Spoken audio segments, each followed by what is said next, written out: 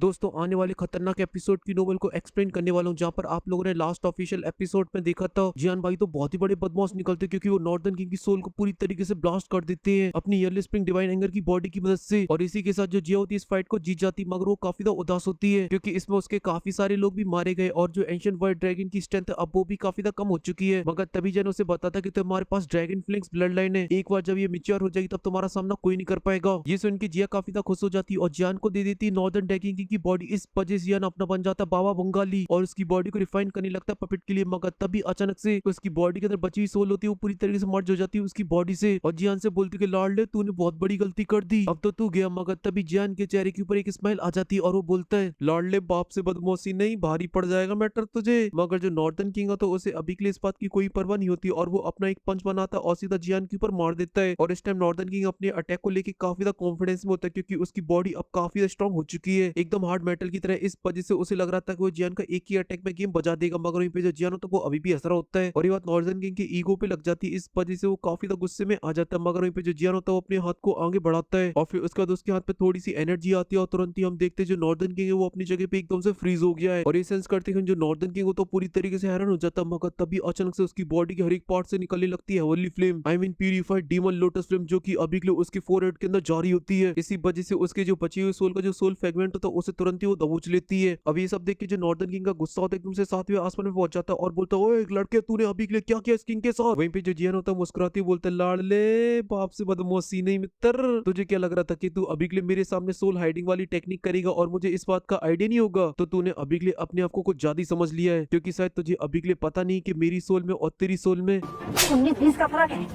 19-20 का फर्क है। 19-20 का फर्क है।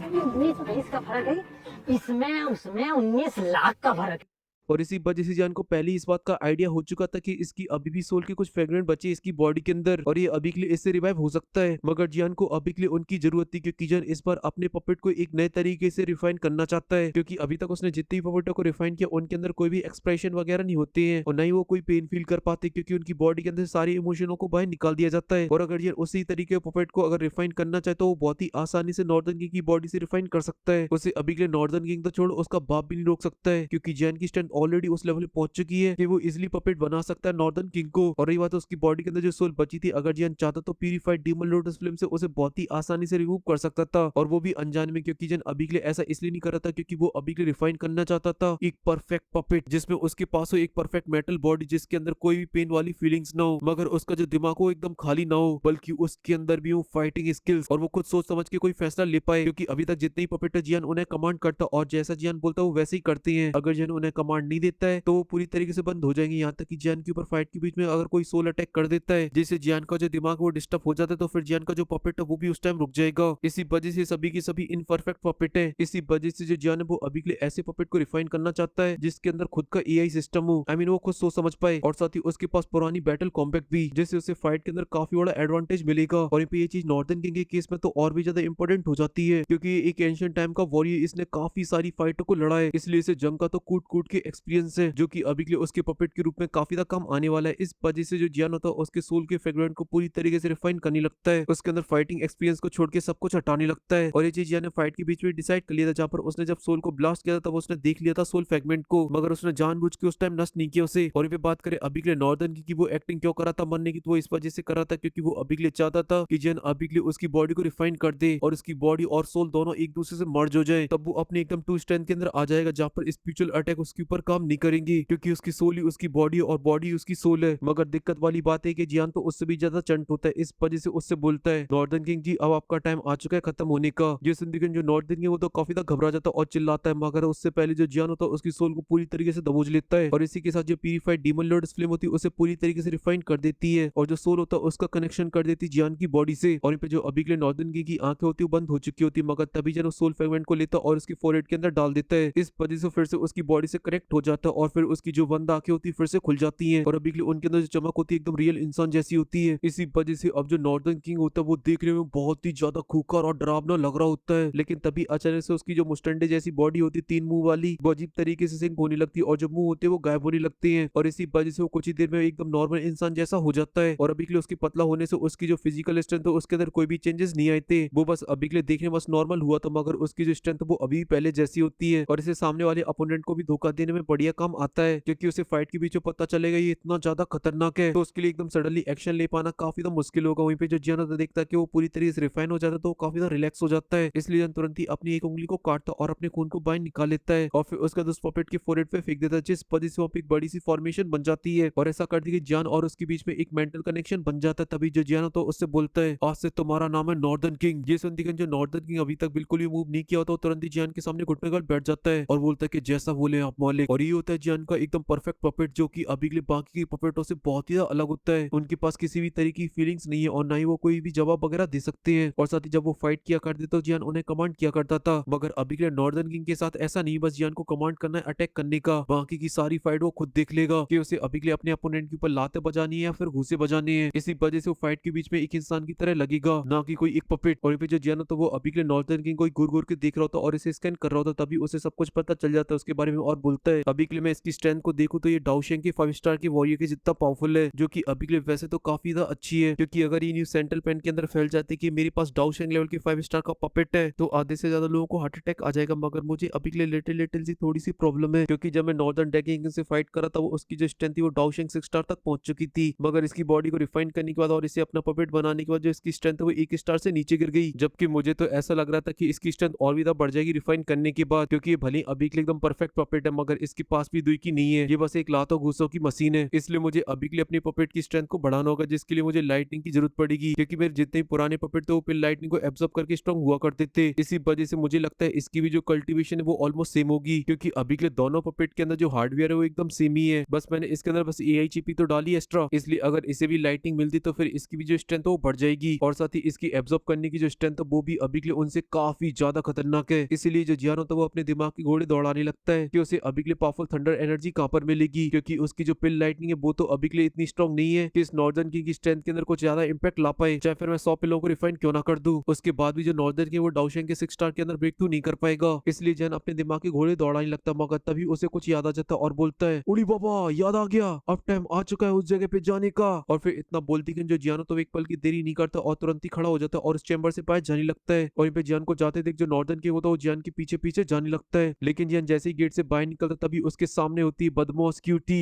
आई मीन क्वीन मेडुसा, जहाँ पर वो एक पल के लिए जियान को देखती और फिर उसकी नजर जाती नॉर्दर्न किंग के ऊपर और वो एक पल के लिए पूरी तरीके से हैरान हो जाती, क्योंकि जियान 10 दिन से कंटिन्यू इसे रिफाइन कर रहा है। इसी वजह से इसकी जो अपीयरेंस है वो पूरी तरीके से चेंज हो चुकी है और ये बन चुका है एकदम मेटल की तरह, और साथ ही हॉली फ्लेम से जलने की वजह से पूरी बॉडी पड़ चुकी है एकदम ब्लैक। इसी वजह से क्वीन मेडुसा बोलती कि अभी के लिए कोई बता भी नहीं सकता है ये वही नॉर्दर्न ड्रैगन किंग है, ये तो पूरी तरीके से चेंज हो चुका है। क्या अभी के लिए इसका मतलब जो तुम्हारी पपेट की रिफाइनिंग थी वो पूरी तरीके से सक्सेसफुल रही? ये सुन के जो जियान होता है तुरंत ही हमें नोट कर देता है और साथ ही क्वीन मेडुसा से बोलता है कि मोहतरमा अभी के लिए मुझे यहाँ से जाना होगा, और फिर सब कुछ क्वीन मेडुसा को बता देता है कि वो अभी के लिए क्या कांड करने के लिए जा रहा है। तो क्वीन मेडुसा भी उसका फालतू में टाइम वेस्ट नहीं करती और जो जियान होता है नॉर्दर्न किंग के साथ वहां से निकल जाता है। और इसी के साथ सीन कट हो जाता है, फिर हमें एक एम्प्टी रिलम का सीन देखने को मिलता है जहाँ पर एक बड़ा सा थंडर पूल होता है, जहाँ पर अभी के लिए काफी पावरफुल थंडर हो रहा होता है, जिस वजह से जो आसपास की जगह ब्लैक होती है वो भी एकदम से चमक जाती है और इसी फ्लैश जैसी लाइटनिंग भी जो हमें जियान और नॉर्दर्न किंग देखने को मिलते हैं, जो कि अभी के लिए खड़ा हुआ उसी पुल को देख रहा होता है और बोलता है कि ये वही जगह जहाँ पर मुझे पहली बार देखने को मिले थे जीनन अकेडमी के हेडमास्टर, जो कि 8 एंशिएंट क्लैनों में से एक क्लैन ली क्लैन से आते हैं। और साथ ही साथ इसी जगह पे मैंने अपने अर्थ डीमन पपेटों को स्काई डीमन पपेट के अंदर बदला था, मगर जो हेडमास्टर थे वो बड़े बदमाश आदमी थे, उनके पीछे एक बड़ा सा ड्रैगन पड़ गया था, जिस वजह से उनकी हालत तो खराब हो ही गई थी, मेरी भी उनने हालत काफी ज्यादा खराब करवा दी थी, क्योंकि उस टाइम जो मेरी स्ट्रेंथ थी वो काफी ज्यादा कम थी। लेकिन अभी के लिए जो चीजें वो पूरी तरीके से बदल चुकी है, क्योंकि अब वो ड्रैगन मेरा कुछ भी नहीं बिगाड़ सकते हैं। मगर फिर भी मुझे अभी के लिए केयरफुल रहना हो, क्योंकि जब हेडमास्टर नीचे से बाहर आए थे तो उनकी पूरी तरीके से हवाइयां उड़ चुकी होती है, उनका जरूरी बॉटम के अंदर किसी खतरनाक चीज से सामना हुआ होगा। और इतना बोलते हैं जो जियानो तो तुरंत ही नीचे की तरफ आगे बढ़ने लगता, तभी अचानक से वो सेंस करता कि वहां पर तो काफी सारे ब्लैक थंडर ड्रैगन है, जिन्हें देख के जन कुछ पल के लिए तो हैरान हो जाता, मगर बोलता है ये काफी फायदे की बात है, इससे जो मेरा पपेट वो जरूर ब्रेक थ्रू कर जाएगा। इसी वजह से उसके चेहरे के ऊपर स्माइल आ जाती और वो तुरंत ही पूल के अंदर एंटर करने लगता है, जहाँ पे नॉर्दर्न किंग भी उसके पीछे पीछे जा रहा था, मगर जन अभी के लिए बहुत ज्यादा केयरफुल होता है और वो अभी के लिए कोई भी आड़ी टेढ़ी हरकतें नहीं कर रहा था, क्योंकि वो कोई फालतू की रिस्क नहीं लेना चाहता था। लेकिन जन जैसे ही नीचे गया तभी जन सेंस करता है कि अभी के लिए उसकी किस्मत एकदम से चमक पड़ी है, क्योंकि अभी के लिए जितनी भी थंडर स्ट्राइक है वो उसके आसपास भी नहीं भटक रही है, क्योंकि वो जैसी जान के ऊपर स्ट्राइक करने के लिए आती थी वो कुछ ही दूर पहले एकदम से पूरी तरीके से गायब हो जाती थी, क्योंकि जान के आसपास जितने भी थंडर स्ट्राइक होते हैं उन्हें अभी के लिए जान की बॉडी से काफी खतरनाक एनर्जी सेंस हो रही थी। इसीलिए जान को अभी के लिए किसी भी चीज की चिंता नहीं हो रही होती, क्योंकि जान की बॉडी को अभी के लिए प्रोटेक्ट कर रही होती प्यूरिफाइड डीमन लोटस फ्लेम। और फिर क्या जान की स्पीड जो होती है वो और भी ज्यादा फास्ट हो जाती, क्योंकि अभी के लिए जान का मेन टारगेट था इस लाइटिंग पूल का डीपेस्ट पार्ट, क्योंकि अभी के लिए जो ऊपर की लाइटिंग वो नॉर्दर्न किंग के किसी भी काम की नहीं है, और इन पे जन बहुत ही आसानी से डीपेस्ट रीजन की तरफ आगे बढ़ रहा होता है। और साथ ही जन को अभी के लिए ये भी समझ में आता है कि जो हेवनली फ्लेम है उसका क्या ऑरा है, जिसकी प्रेजेंस से एनर्जी सुंदर डरती है। लेकिन इन पे जो थंडर पूल होता है वो काफी ज्यादा बड़ा होता है, इस पर जन कंटिन्यू चलता रहता है, उसके बावजूद भी जन को 10 मिनट लग जाते हैं डीपेस्ट रीजन में पहुंचने में। और जब वो नीचे पहुंचता है और नजारे को देखता है तो एकदम से पूरी तरीके से हैरान हो जाता है और बोलता है, तभी मैं कहूँ हेडमास्टर को आखिर इतना डर क्यों लग रहा था, क्योंकि जन अभी के लिए अपने सामने देख रहा होता है एक बड़े से क्लस्टर को जिसके अंदर काफी सारे पावरफुल ब्लैक थंडर के ड्रैगन होते हैं। और बोलता है कि अभी के लिए जो मेरी स्ट्रेंथ है वो ऑलरेडी काफी ज्यादा बढ़ चुकी, मगर फिर भी मुझे अभी के लिए इनसे थोड़ा सा केयरफुल रहना होगा। और इतना बोलते हैं जान के चेहरे के ऊपर एक क्रीपी वाली स्माइल आ जाती है और बोलता है कि मगर ये मेरे पपेट के लिए एकदम परफेक्ट है, क्योंकि अगर वो इन सभी को एब्जॉर्ब कर जाता है तो मुझे पूरा यकीन है कि उसकी जो स्ट्रेंथ है वो डाउशिंग 6 स्टार तक पहुंच जाएगी, और फिर वो बहुत ही आसानी से किसी को भी बचा देगा। और ये जो हेल्प है वो मेरे फ्यूचर में काफी ज्यादा काम आने वाली है। और फिर जब उन ब्लैक थंडर ड्रैगनों को एब्जॉर्ब करने लगता है तभी उसकी आंखें एकदम से चमक उठती है और बोलता है, ना करे जनाब ना करें, ये सभी ड्रैगन तो वो वाले ड्रैगन है जब TR9 की पिल को रिफाइन किया जाता है तब ये आसमान में अपेयर होते हैं, लेकिन अभी के लिए इतने सारे एक साथ वो भी। और जियान अभी के लिए इन सभी को इसलिए पहचान पाया क्योंकि जियान ने ऑलरेडी इनको एक्सपीरियंस कर रखा है। जब उसने स्मॉल पिल टावर के अंदर TR9 की पिल को बनाया था तब वहां पर भी आसमान में ब्लैक डीमन लाइटिंग अपेयर हुई थी, जिसकी स्ट्रेंथ अभी के लिए उस लेवल की तो नहीं थी कि वो इन जितनी स्ट्रॉन्ग हो। और साथ ही अभी के लिए भी अच्छी बात है कि जो मेरी स्ट्रेंथ है वो काफी ज्यादा बढ़ चुकी है, वरना अगर मैं पुराना वाला जियान होता तो यहाँ से दुम दड़ा के भाग जाता। मगर अभी के लिए कुछ ही, मगर ये जो कंटेंट है वो बहुत ही अजीब है, यहाँ पे काफी सारी मिस्टीरियस चीजें हैं। और दोस्तों अभी के लिए इस पार्ट को यहीं पे खत्म करते हैं। लिटिल ली की मस्ती अपन लोग नेक्स्ट पार्ट के अंदर देखते हैं, क्योंकि अभी के लिए छाले हो रखे हैं इस पर जिसमें फलफला रहा हूँ बोलने में।